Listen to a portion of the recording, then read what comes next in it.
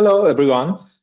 Welcome to this webinar talking about those new AI threats that are happening in our daily lives. So today we're going to talk about how can we be better protected against these new AI threats. Also, we're going to discuss if there is reality in any of those AI incidents. What can we do in order to use these AI tools that everyone is talking about in our daily basis, like working in the SOC, working as a threat intelligence analyst, working as a red teamer.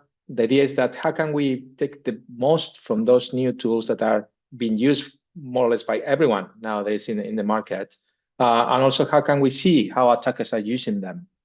So my name is David Barroso. I'm the CTO and founder of CounterCraft, and I'm very happy to be with you today. So we'll be going through the presentation. It's going to be a quick one, and then we'll have more time for Q&A at the end of the presentation. So if you have any questions, please wait till the end of the presentation, and we'll be happy to answer them if we know the answer for them. So let's start then. So when we talk about LLMs, I guess that everyone is talking about them. We all use them as, like everyone knows about ChatGPT, Anthropic, Copilot, Gemini. So we have many different companies working on LLMs. The idea of an LLM is that they are very good at predicting the next word and also generating content, because they're very good at making associations between different words or what they use internally, tokens. So I guess that's very similar to what we human beings do also in our lives. As many times when we are reading one word from a sentence, many times we'll try to predict the whole sentence. Or when we are watching a video also and we see someone starting a phrase, many times will be trying to predict that phrase. So that's what they are very good at, trying to predict the next word, so that they are very good at creating content. And as we'll see during the presentation, LLMs can be, very good tools for improving our processes, procedures, but it's not the silver bullet for everything. It's not like when I remember when blockchain was, in the best moment, everyone was trying to solve all the issues and all the problems using blockchain. And now we know that blockchain is very good for some specific use cases, but not for everything. So now AI and LLMs are more or less in the same situation, that they are very good for solving some specific problems. And of course, we need to use them, but they are not the silver bullet that is going to solve everything or solve all the problems that we need to solve. So I think that's the main or the bottom line of the presentation, that we are going to use LLMs and the current state of the art of LLMs in order to improve our security processes and procedures, but also we need to know that they will help, but they won't fix everything for us. So as you can see on the screen, there were a number of LLMs that appear since 2018, more or less. Also now, last week, also we have a new LLM coming from Anthropic, that is a new version of Claude. So it's something that's like a never-ending list of different names and versions. Also, we have now DeepSeek. We have many new ones. We have from China, US. There's some in Europe as well, and other parts of Asia. But I guess that the majority of them are coming from the US and China.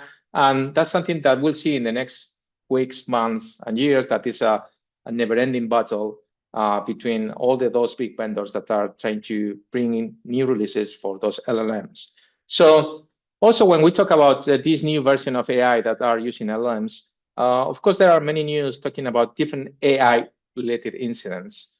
But if we have a closer look to those incidents, we'll see that they are not really AI incidents. They are normal security incidents that are like any other security incident. For instance, I don't know, people that are exploiting vulnerabilities or trying to use or weak credentials, so they can compromise some assets. So it's a normal day-to-day security threats that perhaps we can apply to some AI companies, but there is a very few real AI incidents that are happening nowadays. There is a very good report from Caleb Sigma, that's the link that I totally recommend to have a look. That he was trying to compile all the security incidents that could be related to AI during the last 10 years, more or less. And as we can see in the graph, during 2023, we started to see some new incidents that could be related to them. But of course, in 2024 and now in 2025 is where we are really talking about security incidents that could be AI related.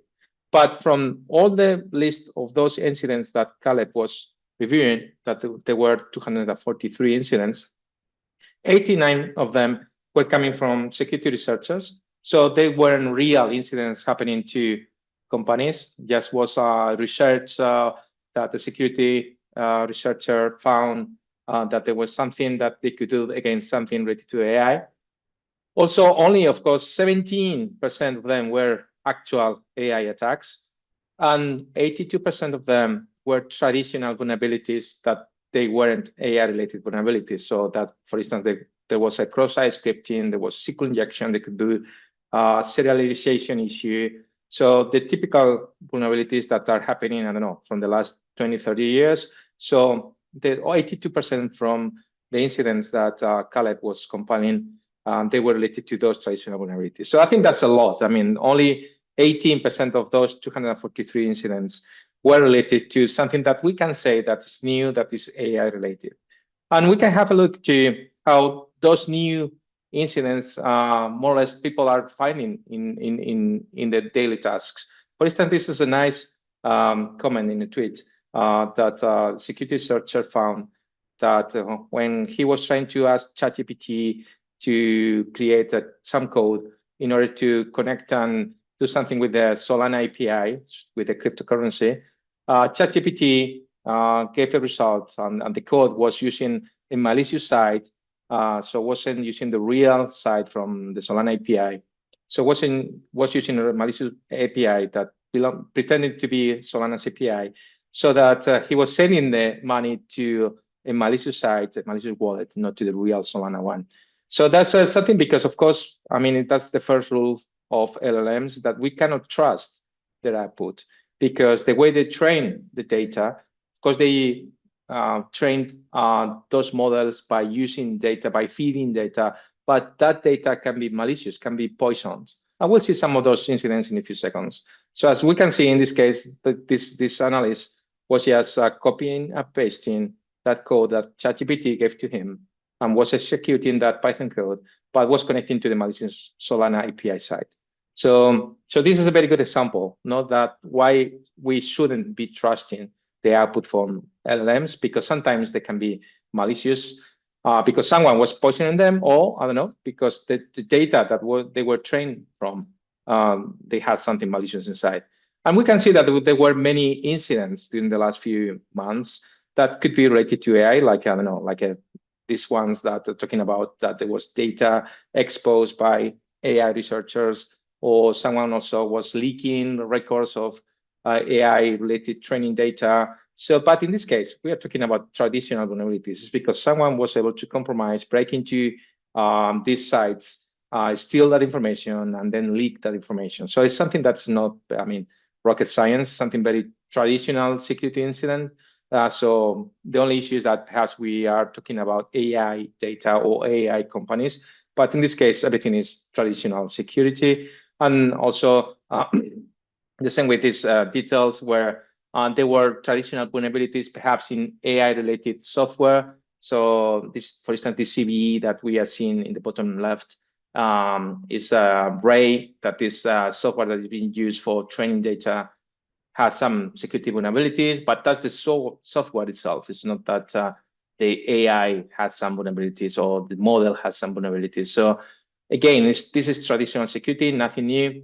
Also, of course, as these new companies that are using models, or they are storing the models, or they are using other type of tools for connecting to the models, of course, there are traditional security vulnerabilities still everywhere. So in this case, for instance, this is a nice sample where some security researchers from Wiz, they were able to compromise a specific AI company, but using traditional security methods. And then we're able to move laterally internally and then execute code and in the sites and applications. So that's, again, it's something traditional. It's doesn't make any related to the AI or something that we can say that is a truly AI incident. Again, also this this is also another very good example from Palo Alto, where the Palo Alto security researchers were also be able to deploy a poison model into some specific AI application that is Vertex, and then they were also able to steal information from Google Cloud so that they can then try to exfiltrate that information. So again, it's something very traditional. The only difference that is targeting AI companies, but there is nothing new or something that, again, we can say that is a truly AI incident. This also is a nice story that there was a company that was using AWS Bedrock, that is the AI service from AWS that is based on Anthropic. So someone was leaking the API keys to use this AWS service. So they were able to use that service for other purposes. In this case, was being used for creating and managing sexual content chatbots. So as you can see on the screen, there were many of them. The total cost of using that AWS service for this company was $46,000 a day. So in this case, again, this is some traditional security incident, is that someone wasn't protecting properly the API keys to that AWS service. Someone was able to steal those credentials and then use or abuse that AWS service for AI generation, in this case, from sexual content chatbots. So again, it's something that it's a nice story, but it's a traditional security incident, something that is not too different to the others that we are seeing. But if we go and have a look to the real AI incidents, of course, there are some of them, not many yet. And I guess that we'll see more and more in the future. But nowadays, we can say that there are some of them. And I think we can categorize them into these three main groups. The first one is pure LLM attacks, like many times trying to poison the data that is going to be used for training these models. The second one is once we have the LLM trying to attack the LLM.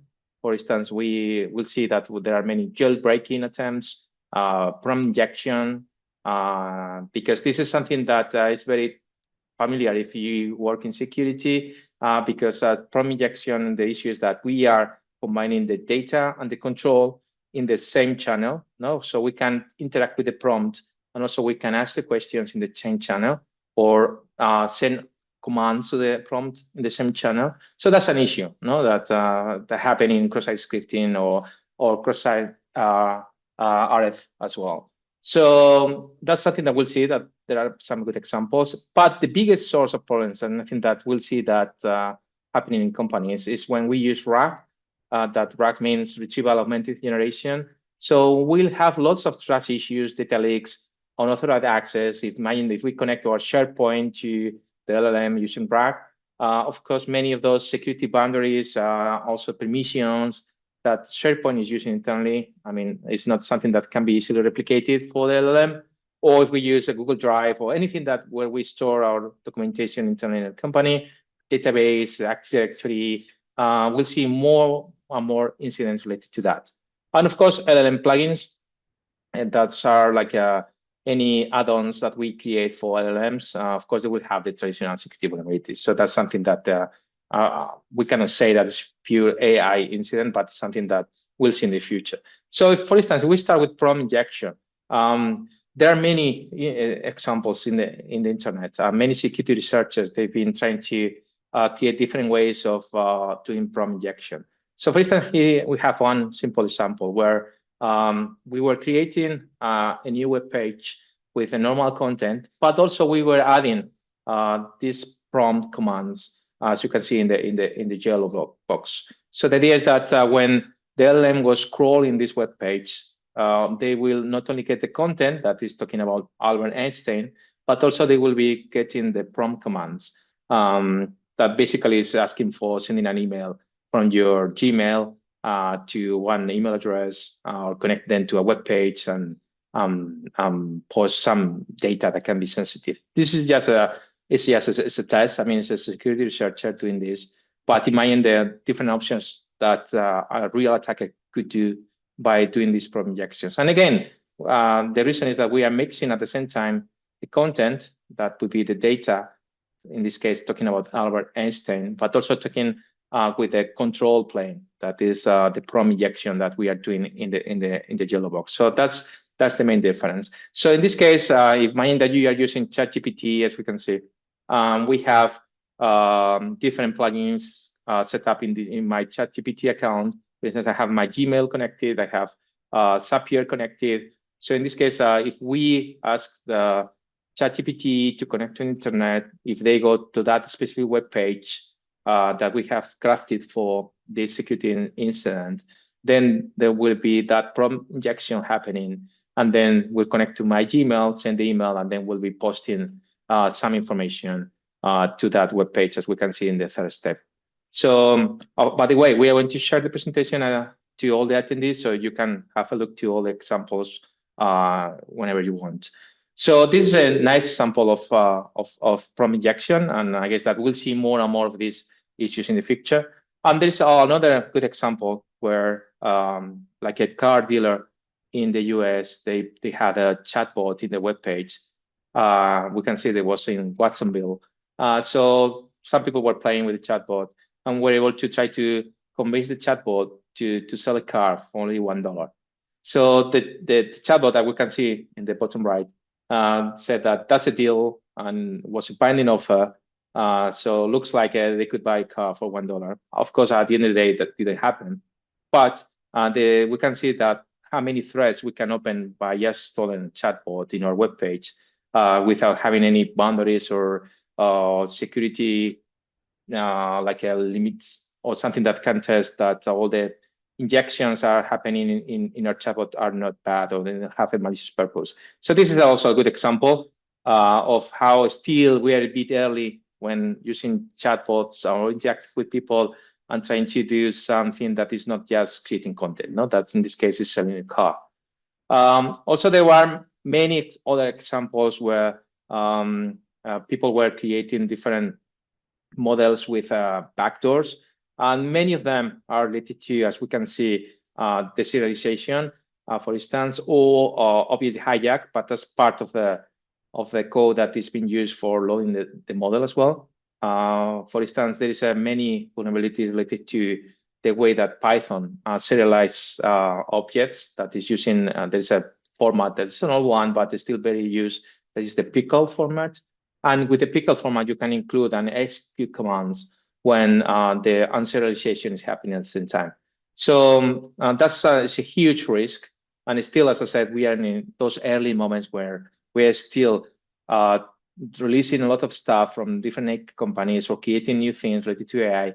But security still is not one of the, top priorities in many of these companies. No, and we'll see more and more of the incidents that are similar. Or even we can talk about sabotage, where this is a good example where, in this case, an employee was changing the training data. In this case, was related to the ByteDance company that owns TikTok.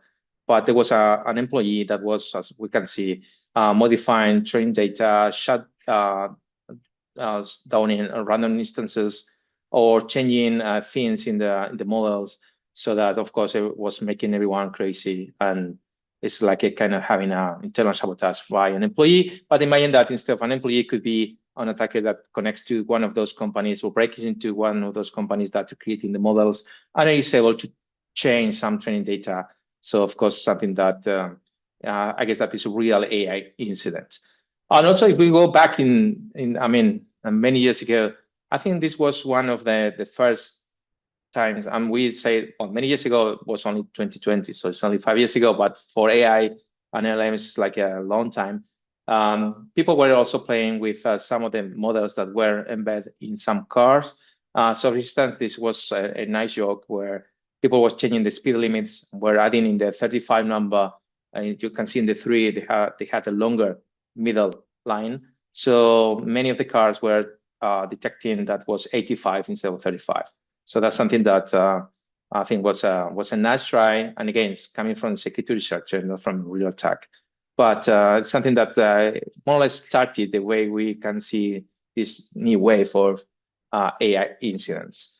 And of course, we can talk about data poisoning. That's something that we'll see more in the future as well, because as all these models are training, are being trained by I mean, by taking a lot of data from the internet or by other third parties, we can poison those third parties of the internet in order to try to make the model believe something that is false, or trying to convince that the model for something that we want to convince for. So for instance, a good example could be, we can change the Wikipedia with some false information or random information.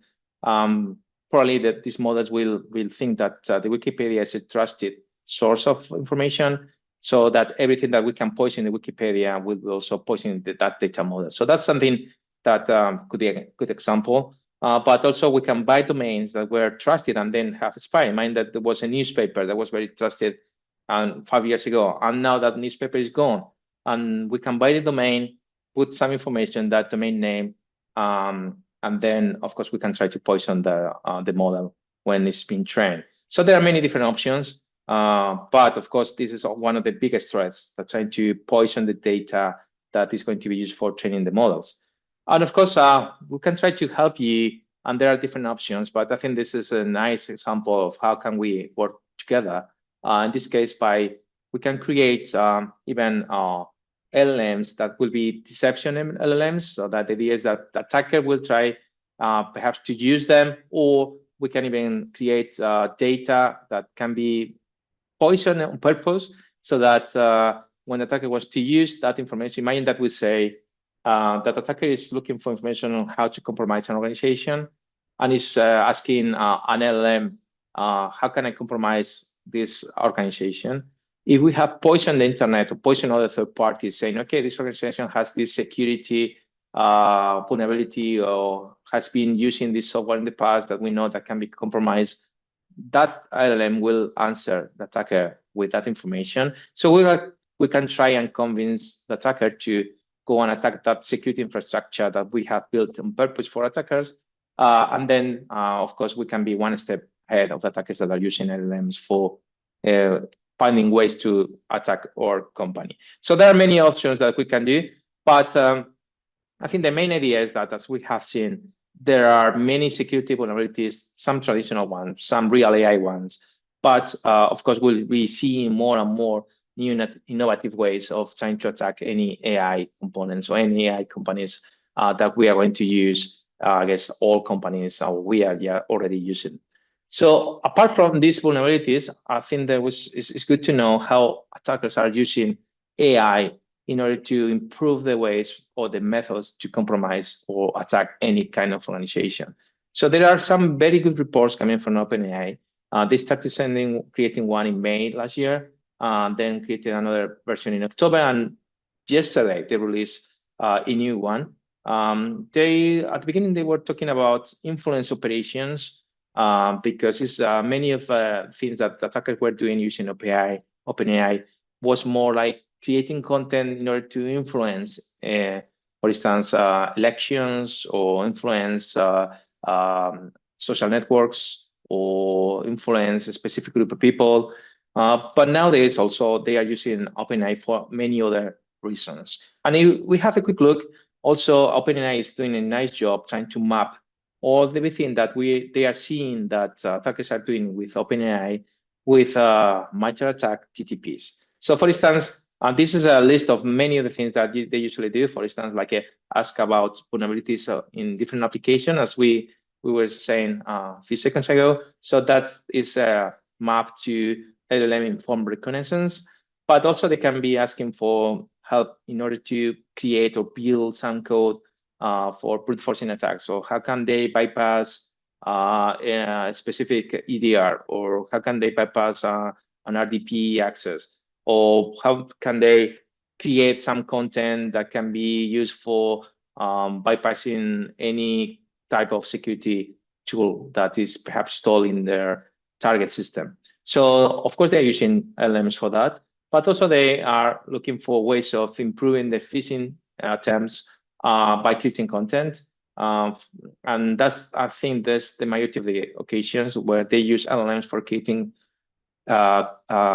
credible content, realistic content that they will use in their phishing attacks or in the spear phishing attacks by using video, audio, text, different languages, or creating posts in Twitter or in blog posts or in any social networks, they use LLMs like OpenAI, ChatGPT.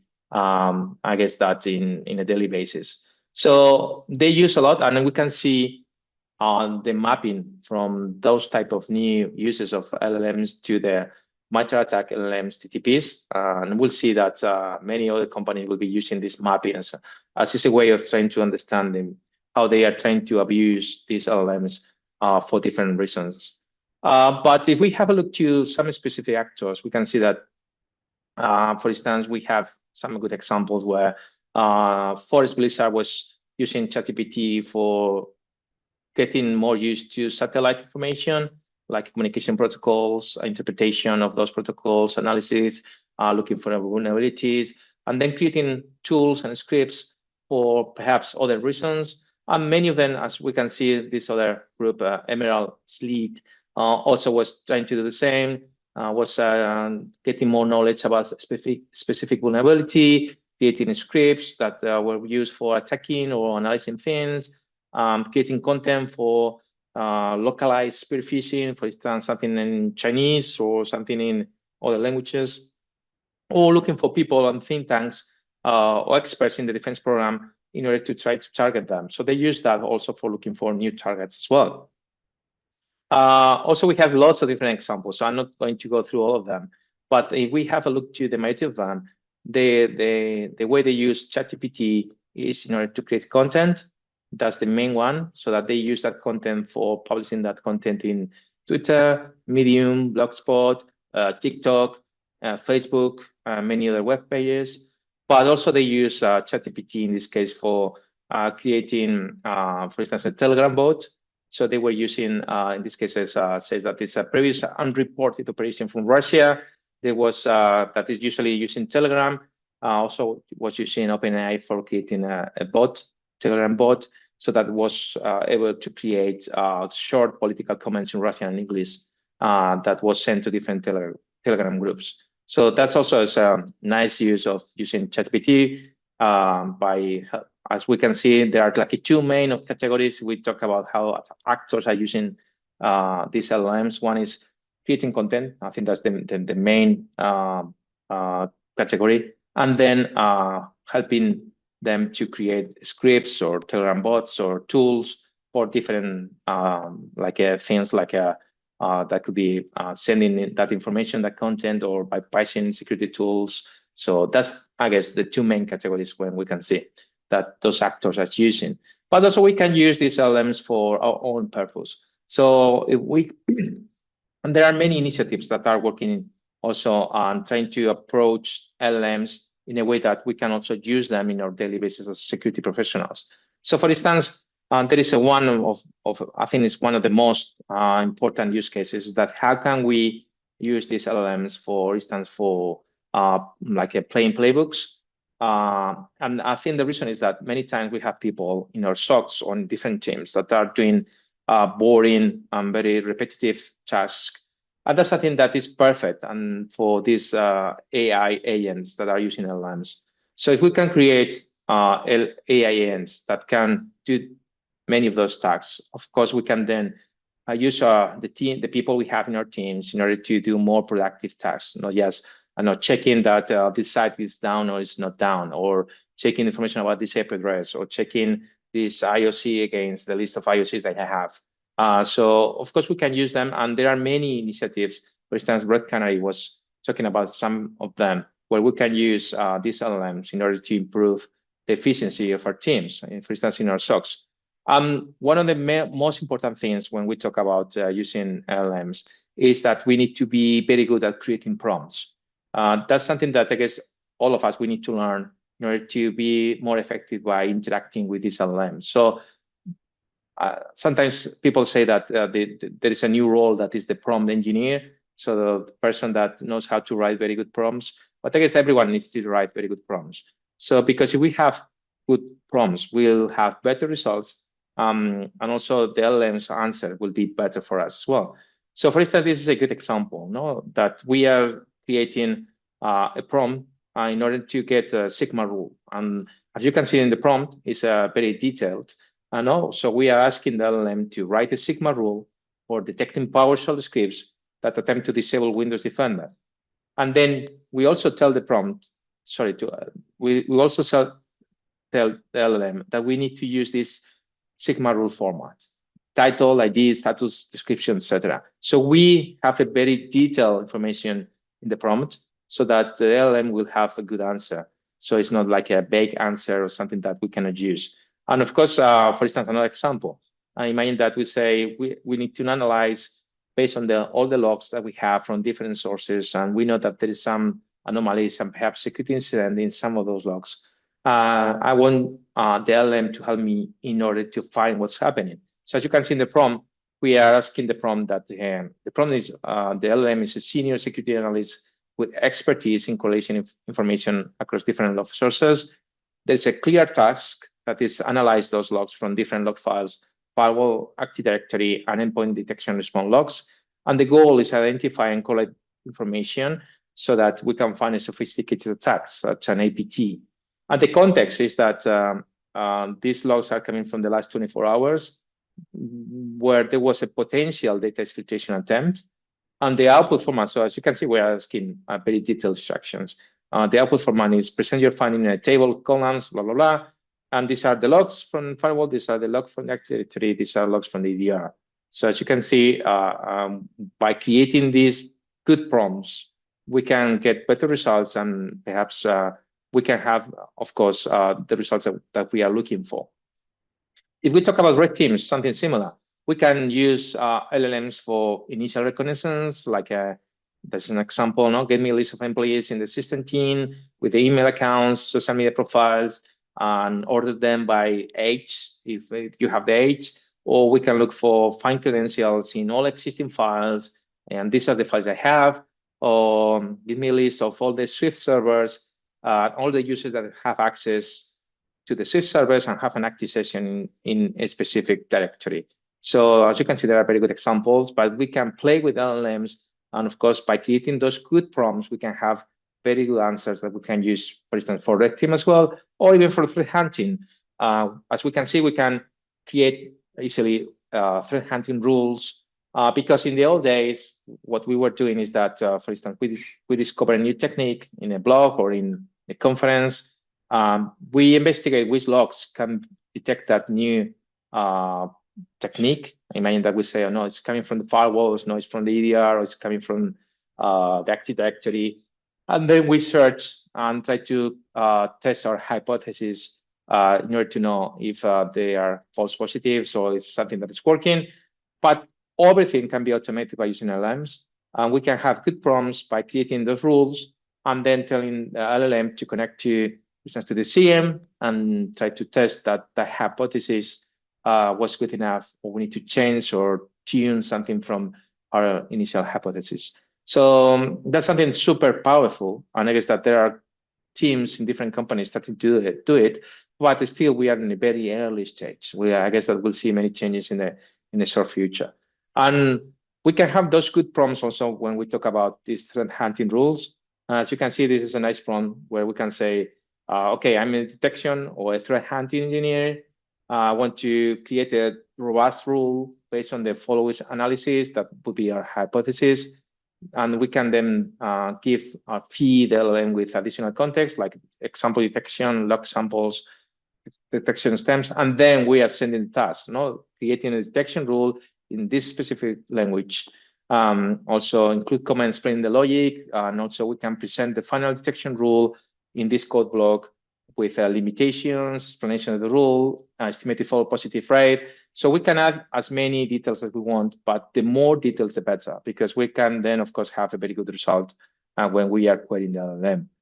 Of course, there are many other companies using LLMs for many other security purposes. For instance, Google is using LLMs for finding vulnerabilities, and there are very good examples, but also it's using for analyzing malware. I guess that everyone knows about VirusTotal from Google. So they are using, in this case, Gemini, because Gemini belongs to Google. They are using Gemini in order to improve the malware analysis, because also the way they use the LLMs, that they enrich IOCs using the threat intelligence that has been generated by another group, for instance, the Mandiant group. And then also they are using all the information that they can get from different sources so that the LLM is compiling everything and giving a nice summary of all the findings. So we can see this as an example of a final report from Barroso, where everything that is you can see on the screen was done by the LLM. So it talks about the obfuscation procedure, how that you can decrypt the URL that was inside the binary, how is it executing, what is connecting to, and also who could be related to this specific sample. In this case, this is a specific redactor, the campaign that could be related to, and also conclusion. So that's something that, of course, is improving all the analysis that Barroso was doing. And I guess that it's also something that they will be improving as well, so they can add more information to these summaries. So in summary, I'm trying to go to the end of the presentation. So when we talk about LLMs and these new threats coming from this new AI period, I guess that not everything is deepfakes, because when we see the news, everyone is talking about deepfakes and videos, audios, etc. But as we can see, actors are using LLMs for many other reasons. For instance, for vulnerability research, as we have seen, creating tools, do the initial reconnaissance. So many other reasons for using these LLMs, not just for creating deepfakes. Of course, they are using LLMs for creating deepfakes and for creating content that they will use in their influence operations. But I guess that they also use LLMs for many other things. Also, we can see that there are dedicated malicious LLMs, where those dedicated malicious LLMs, they don't have boundaries or limitations. So you can ask one of those LLMs, how can you make a bomb? And they will tell all instructions. Of course, ChatGPT won't do that, but these LLMs can do it because they don't have limitations. But again, I guess that's not a big deal in terms of pure cybersecurity. So as we can see, LLMs is improving many procedures, many processes for all attackers, but also for we as defenders. But it's not replacing the way they attack or replacing the way we defend. So it's something that, of course, can be an incredible help, but it's not something that will, as I said at the beginning, will be the silver bullet where everything will be done by LLMs. So it's not, again, like blockchain, where everyone was talking about blockchain. So now we can say for sure that LLMs will help, but we won't replace all the people that people say, not that we all will be replaced by LLMs. Also, we can say that we can use LLMs for better efficiency.